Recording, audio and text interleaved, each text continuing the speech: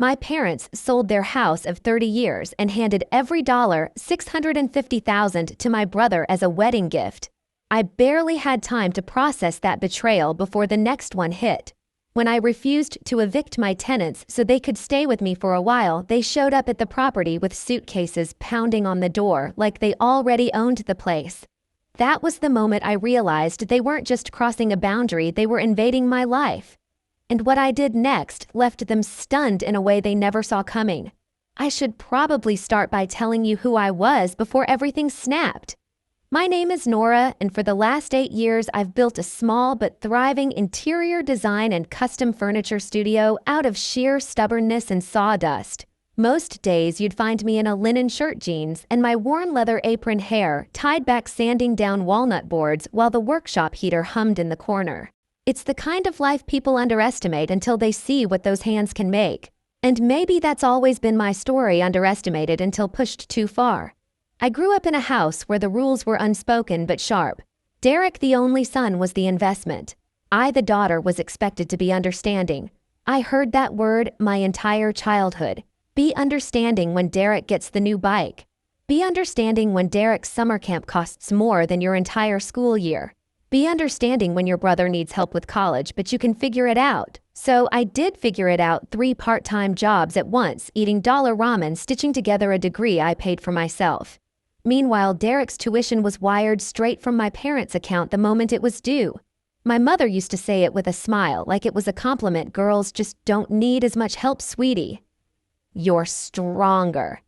At the time, I didn't realize she meant it literally: less help, more burden. As an adult, I kept my distance. Not because I didn't love them, but because I could breathe better when I wasn't being squeezed into the role of the forever responsible child. Then, I married Ethan, the first person who truly saw me, not the version shaped by guilt or obligation, but the woman who fought her way into a craft she loved. We bought a cozy home in Highlands Ranch and started talking about building a family. Quiet mornings with coffee on the porch. Late-night naming lists for the baby growing inside me. The soft kind of future I'd worked years to earn. And part of that stability came from the Lakewood rental property, a small, steady investment I bought with my own savings. Jake and Amanda lived there, a young couple trying to get on their feet. They paid on time, kept the place clean, never caused trouble. In my mind, they were the kind of tenants any landlord would bend over backward to keep. Which is why when my parents called one afternoon sounding breathless with excitement, I had no reason to brace myself. They told me they'd sold their house, 30 years of memories, the porch swing Dad built, the kitchen Mom painted 3 times. I imagined them finally taking cruises, gardening, settling into a slower life. I even smiled when Mom described how fast the place sold. Then she said it. We gave the money to Derek. All $650,000. Isn't that wonderful? I pressed the phone to my ear, waiting for the part where she laughed or said, "Just kidding," or even paused long enough to hear my silence.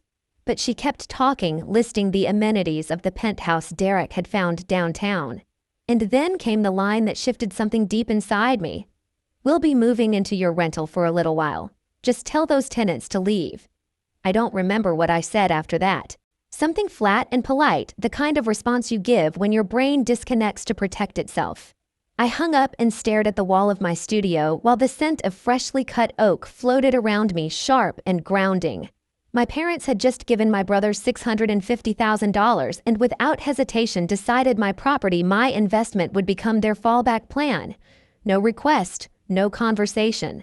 Just an expectation wrapped in entitlement.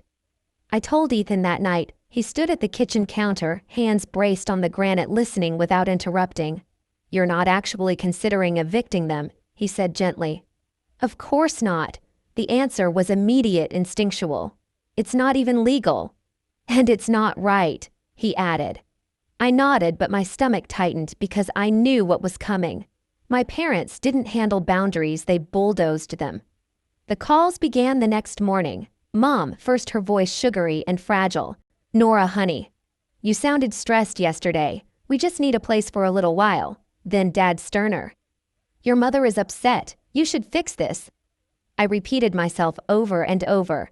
I can't remove tenants under a valid lease. It's illegal. It's unethical. But logic only works on people willing to hear it. By noon, Mom was crying. By evening, Dad was lecturing me about family responsibility. By the next day, relatives I hadn't heard from in months suddenly had my number memorized. Aunt Patricia called at 7 in the morning. Your parents gave everything to help Derek start his life, and you can't do one little thing. It's not little, I said. Well, you're the successful one, she snapped. You should help. That was the script. I was the capable one, the reliable one, the daughter whose comfort was negotiable because she could handle it. Derek texted me that afternoon. They need somewhere to stay. Be flexible, sis. Be flexible. As if that were the magical phrase that could erase Lisa's laws or basic decency. I didn't respond. But the real explosion happened 3 days later. I was in my studio sanding the edge of a maple countertop when my phone buzzed nonstop. Jake's name lit up the screen. His voice trembled the moment I answered.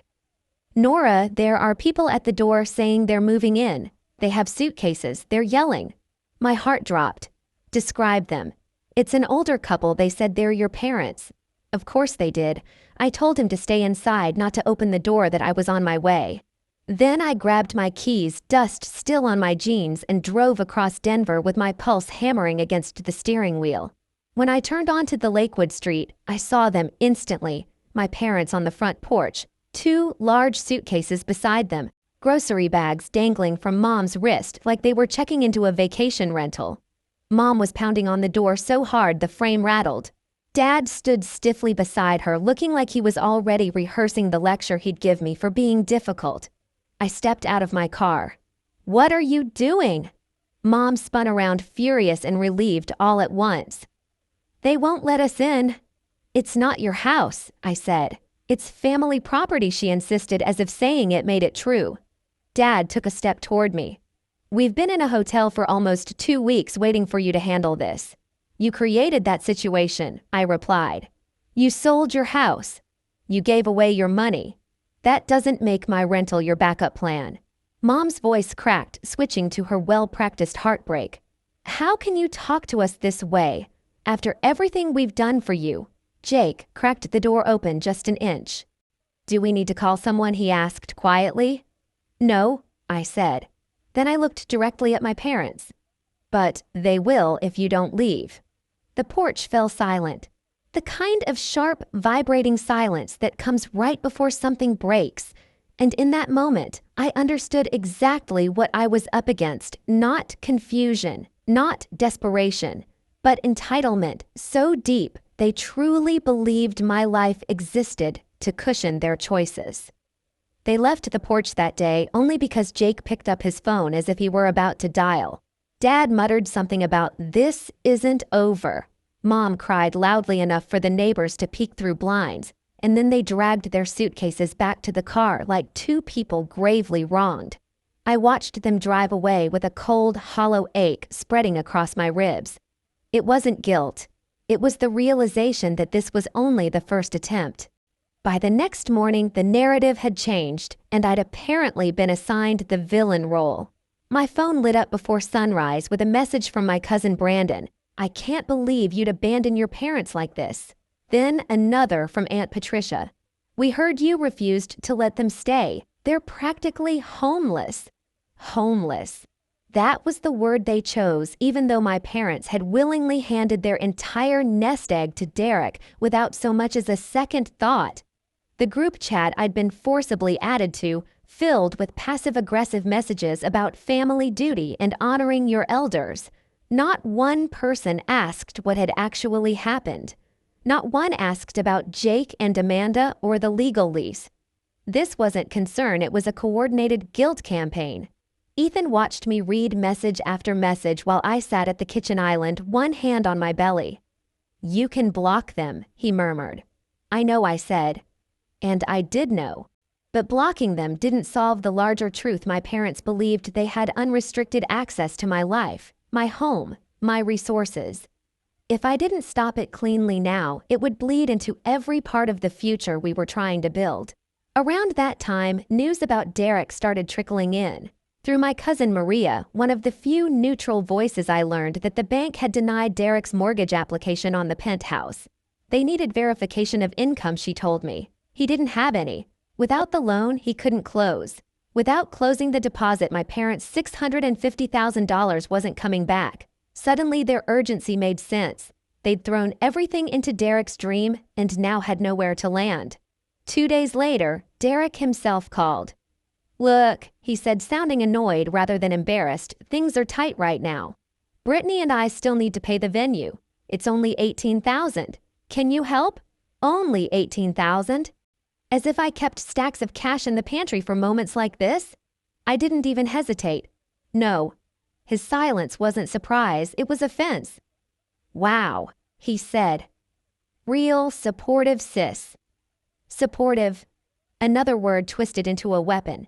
That night, after one more round of messages from relatives insisting I step up, something inside me locked into place. I opened my laptop and began writing an email, not emotional, not defensive, but factual.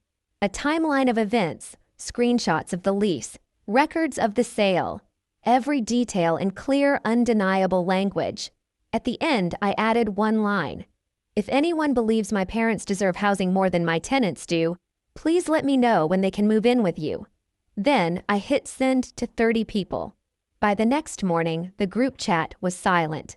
The silence after my email lasted almost a full day, long enough for me to hope briefly that the worst had passed. But entitlement doesn't disappear. It waits, reshapes itself, and returns wearing a softer mask. It was a Saturday morning in early spring. Ethan and I were in the kitchen, sunlight spilling across the counters while we argued playfully about baby names. For the first time in weeks, my shoulders felt loose. My phone wasn't buzzing. My parents hadn't called. Even Derek had gone quiet. Peace felt foreign but warm. Then the doorbell chimed. Not once, repeatedly, insistently. Ethan checked the driveway. His voice dropped. "Nora, it's them." I opened the Ring app and there they were, my parents on the porch, dressed nicely, as if they were arriving for a holiday dinner, rather than ambushing the daughter they'd been attacking for weeks. Mom held a bouquet of flowers. Dad carried a grocery bag. Mom leaned toward the camera, smiling in a way that felt more like performance than apology. "Sweetheart, we brought the ingredients for your favorite pot roast. Let us in." Ethan looked at me. "This is manipulation." I knew. I felt it in the tightening of my chest, the way her voice tugged at an old instinct to soothe, to give in, to make things easier. That was the role I'd played my entire childhood, but I wasn't that girl anymore. Dad cleared his throat, speaking directly to the camera. "We've had time to reflect. We made mistakes. Let's just talk like adults. Talk like adults." A phrase he'd used every time he wanted control disguised as reason. I stayed where I was, leaning against the hallway wall, phone still in hand. I didn't open the door. Mom kept going, her voice trembling. "Please, honey, we've been staying somewhere awful. We're tired. We miss you." Ethan whispered. "They're not here to apologize. They're here to gain access." He was right. Every "we're sorry" was vague, conditional, and conveniently paired with a request for me to do the very thing I'd already told them I wouldn't. When I didn't respond, Dad's tone shifted instantly. The performance cracked. "Nora, this is childish. Open the door." Mom echoed him louder. "We are your parents. We deserve respect." Respect. They used the word like a blade. When neither of us moved, Dad stepped back and crossed his arms. "If you don't let us in, we'll stay here until you do. You can't ignore us forever." My pulse thudded steadily, not panicked, just clear. This was it. The final escalation. They wanted a scene, a crack, any sign I could be guilted back into compliance. Instead, I opened the phone app and dialed. "Non-emergency police line," the operator answered. I exhaled. "I need to report ongoing trespassing. Same individuals as a previous incident at my rental property." Ethan watched me with quiet pride. I watched myself in a way too, like someone finally stepping into the life she wanted. Outside, my parents kept talking, unaware I'd just made the call that would redefine our relationship. "Think about the baby," Mom pleaded suddenly, as if the mention of my pregnancy might soften me. "Don't you want us involved? Not like this," I thought. Not with ownership instead of love. Dad knocked again, harder this time. Nora, stop being dramatic. It was almost laughable coming from the people staging a doorstep intervention with flowers and guilt. When the police car turned onto our street, their heads snapped toward it. Mom's face crumpled instantly. Dad's jaw clenched. They both stepped back uncertain for the first time. The officer approached calmly. "Ma'am, sir, the homeowner has requested you leave the property." Mom pointed toward the door. "We're her parents." "She's confused." "She's not," Ethan said from behind me. The officer nodded at them. "You need to leave now. You've been asked before." Dad looked directly at the camera, eyes hard. "You'll regret this, Nora." But regret was never on the table. Relief was. They left slowly, dramatically, like actors hoping the audience would feel sorry for them. The car door slammed, the engine turned over, and they drove away without another word. When the officer left, Ethan wrapped his arms around me. I didn't cry. Instead, something inside me unlocked quietly, decisively. A breath I'd been holding for years finally left my body. But the day wasn't done. That evening, my phone buzzed again. Derek. I almost didn't answer, but curiosity won. "What did you do?" he barked. "Mom is hysterical. Dad's furious." "I protected my home," I said. "You humiliated them." "They created the situation," I replied. "I enforced a boundary." He scoffed. "Unbelievable. They gave me everything to build my future, and you can't even give them a place to stay." There it was. The hierarchy laid bare. "They gave you everything," I said, softly. "Not me." A long silence stretched between us. "Then, you're going to pay for this," he hissed. I hung up. But the real ending wasn't a call or confrontation. It came 2 days later in a plain envelope delivered to my parents' new apartment, the one bedroom they'd finally rented when